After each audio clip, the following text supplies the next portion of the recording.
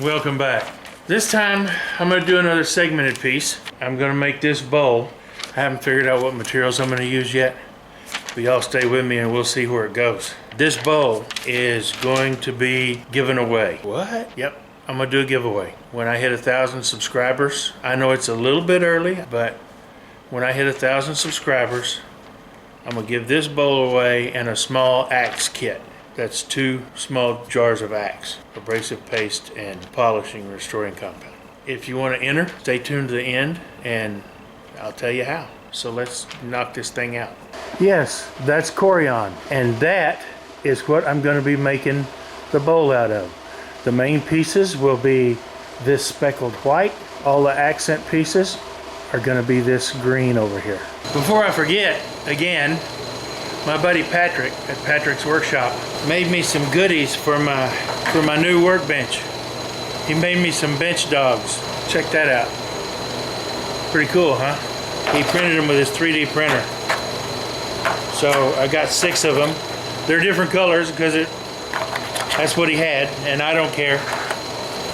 He also printed me a little tool for my oscillating spindle sander to help break that nut loose, because sometimes that gets really difficult. So thanks, Patrick. I appreciate it, dude. I'll be putting those to good use.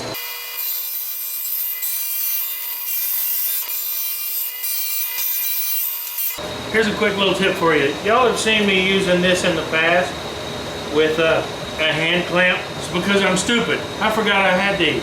It's a universal fence clamp from Rockler. They're not very expensive and they're well worth the money. Because look what I can do now. See, it's got this thing that screws there. I drilled a hole in the top of my stop block to fit it, and it just slides right on. And then I clamp her down and it's good to go. No more fussing with spring clamps. This stays right where I want it. So I just loosen it, move it where I want it, tighten it back up, and we're good to go. The first ring wants to be 0.49 inches. Might as well say a half, but it's 0.49, so we're going to take it.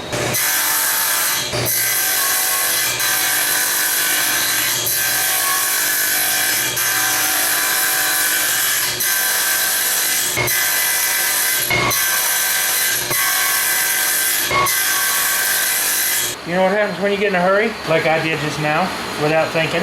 Before I cut these, I was supposed to glue these together. You'll see why later. But I'm going to glue these together, and I'm going to rip that one down. It's going to end up being about 1/8 of an inch thick. And then I'll have this piece to glue to another one of these, and so on. Let me get this glued up. Got to wipe it down first.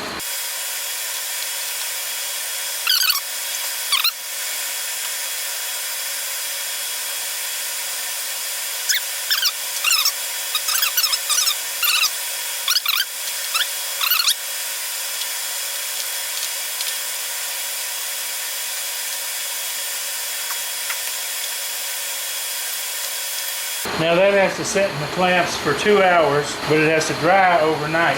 Okay, I'm gonna rip me another 1 3/8 to put on the other side of that one when I get it cut off.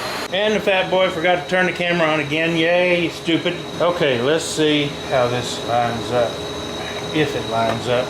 And if it works, then I'll put the glue on. Okay, it's gonna work. See?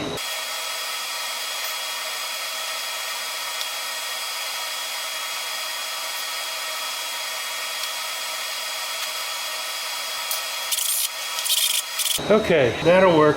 Turn this upside down and let it sit and dry till tomorrow. Okay, those have been in the clamps for a little over 3 hours. It says 2. The glue is at least, well, it's hard. Not hard, but it's hard enough. Okay, I just ran this through the sander.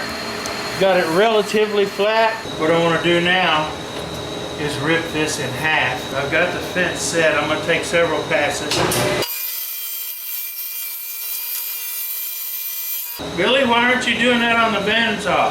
A couple of reasons. Number one, see that cut? That's really thin. By the time I cut that with my bandsaw and sanded out the variation, because I've got a dull blade in it, I'd still have the same thickness.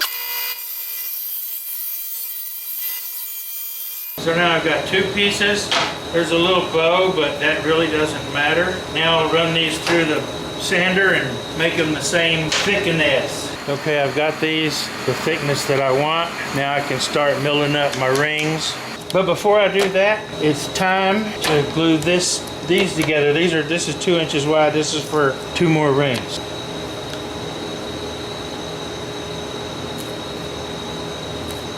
And after 2 hours, this can come out of the clamps. This is ring 1. If you remember from my segmented vase, I put a floating bottom in it. Well, I'm using Corian. This stuff doesn't move. I'm gonna need a layer of green in between here and the next ring anyway. So what I'm going to do is I'm gonna cut me a ring that's 3.5 inches around. And then what I will do, when I turn this, I'll just cut a 2-inch hole right in the middle of it. And then I will turn the bulk of the 3-inch green ring, 3.5 inch green ring, turn the bulk of that, all but about an 1/8 inch to 2 inches, and glue it inside. Then I'll have a green bottom and I'll have that green layer there. So let me go mill that up. Okay, I've marked where it needs to be, so I'm gonna go just outside that.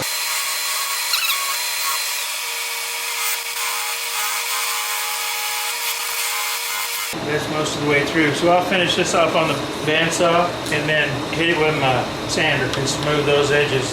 Now I can start cutting these up, and what I need for ring 2 is 0.71. So let's get the table saw set up and get to it. Oh, I was asked again by a viewer why I'm wearing gloves. His question was, why am I wearing surgical gloves? But it's all right. The answer to the question, again, is pretty much doctor's orders. I've developed some kind of a skin condition on my hands. They're drying and cracking, working out here in the shop.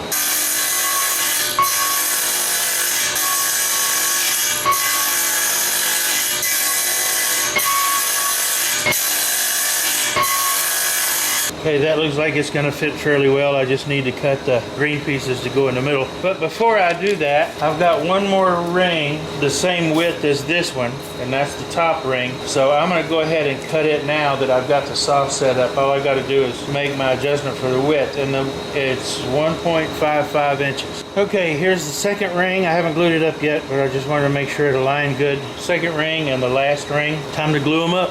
And that is a long, arduous process with this Gorilla Glue, and I don't need to waste the video footage of it because, well, you saw me do the first ring. It's exactly the same. Okay, here's ring 2 glued up and in the clamps.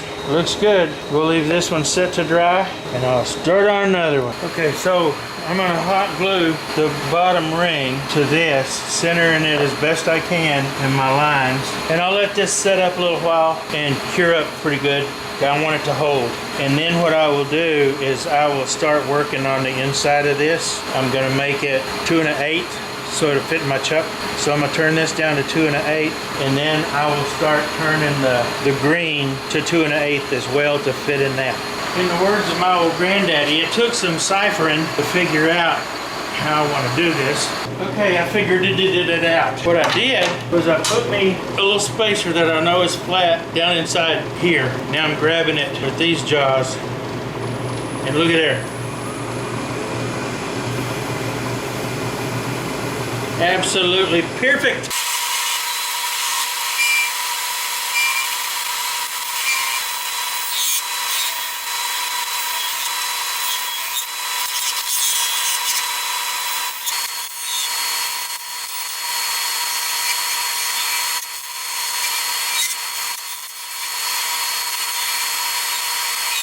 That'll work. That will work. No, I didn't go all the way to the jaws. I'm not stupid. Although these are aluminum, it wouldn't hurt my tools. See? I left edges. Knocked the edges off with a chisel and a sanding block. Now that'll fit inside the groove when I get ready. So let's get ready for that. Now I want to do the same thing I just did, only in reverse. I want to make that hole that size.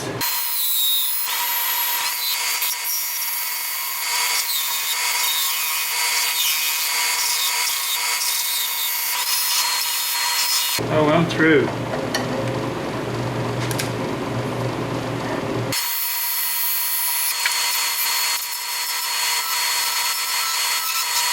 Ooh, it's close. I mean close.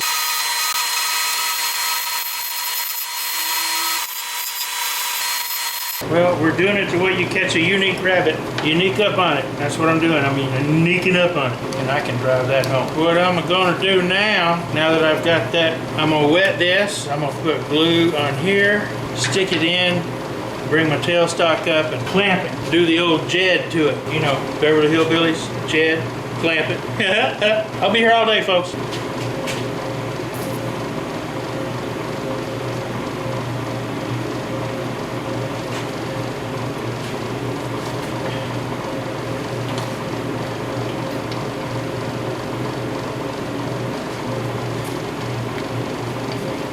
It's clamped. After that sets in the clamp for a couple hours, I can take it off. Then I should be able to just chuck this up for future pieces. Okay, I've got that turned around and in the chuck. Now we'll finish milling some of the rings.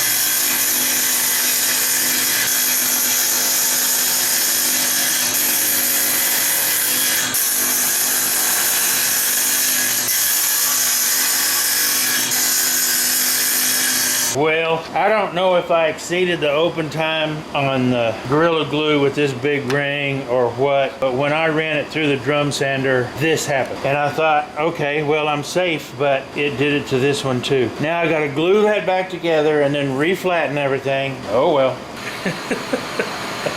I gotta tell you, this is the most frustrating project I've worked on to date. And the reason is because I can't get my glue to hold. The clear Gorilla Glue, thick CA, thin CA, nothing is working. I haven't done epoxy yet because epoxy yellows, and I don't want that in there, but I may not have much choice. So this is the very top ring. It's done enough. I can glue it on. This will be turned. This is the second ring that is now ready for me to take out of this clamp. I'm gonna have to turn this. I can't run it through the sander anymore. The sander just vibrates it apart. So I will sand this by hand and glue it on. This is the third ring. It's just fine. I only had to glue it back together twice. And this is the fourth ring. I've had to glue it back together 3 times. This one was the bear. The last ring, I've had to glue this back together 4 times. But we're getting there. Part of the reason may be the cold front that came in. The shop got really cold, so I took everything inside to let it sit overnight. But that didn't help because they still came apart this morning. So I don't know. I've had the heater running since yesterday morning. It's up to about 60 in here. So I spoke too soon. Took this out of the clamp. I was going to take it over and glue it up. Came apart in 2 places. So epoxy. That's all I'm going to use from here on out is epoxy because I'm tired of this mess. Okay, I've got some epoxy mixed up. This don't hold it, nothing will. Bring it up so it kisses. Smear the glue around. Tighten it a little more. Work the glue back and forth.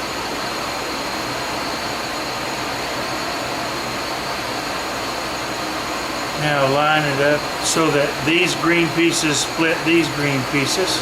Crank it down. Now I'll let this sit in the clamps for a half hour. Flatten this off, flatten this green ring off a little bit. All I need to do is sand it really, and then glue the next ring on.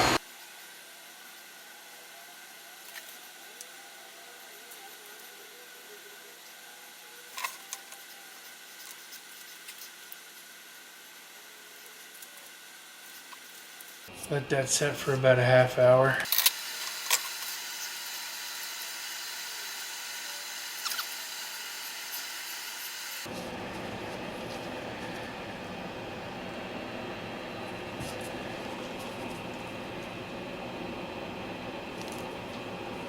All right, folks, I'm throwing in the towel. Calling it quits. Failure. Big time. I don't know if it's because of the kind of glue I was trying to use. I don't know if it's because the temperatures in the shop were too cold for the glues I was using. Doesn't matter. The epoxy didn't hold. None of it did. CA, Gorilla Glue. So those 3 glues, one of the 3 should have held, and I'm attributing it to the temperature. It's 60 in the shop. It got down to about 59 in here, but I just don't think it's warm enough. Anyway, this one came apart where I was holding it in the chuck, and I thought, okay, well, I can salvage it. And then when I was truing this one up to glue it on, well, you can see what happened. Yeah, it very much came from together, and gave me a little reminder. Thank God I really wasn't standing in the line of fire, because when those pieces came loose, see the bar hanging down? And that piece of wood, this was part of the mount for my holding my dust collector. The pieces that were glued right here, or a piece that was glued right there, is on the floor in pieces. It shattered it. I had it glued to the faceplate and it came off and went everywhere. I'm surprised there's no holes in the ceiling. But other than where I was holding the turning tool, which kind of had to be there, I wasn't in the line of fire. I know better. And I sure am glad, because, well, I mean, it's not bad, but still, it got me. Thanks for watching. I'm gonna have to do something else for the giveaway, because this isn't gonna work. I've got way too much time invested in this to continue and try to salvage it, and it's just not worth my while or yours. So thanks for watching. Sometimes success, sometimes train wreck. Y'all come back.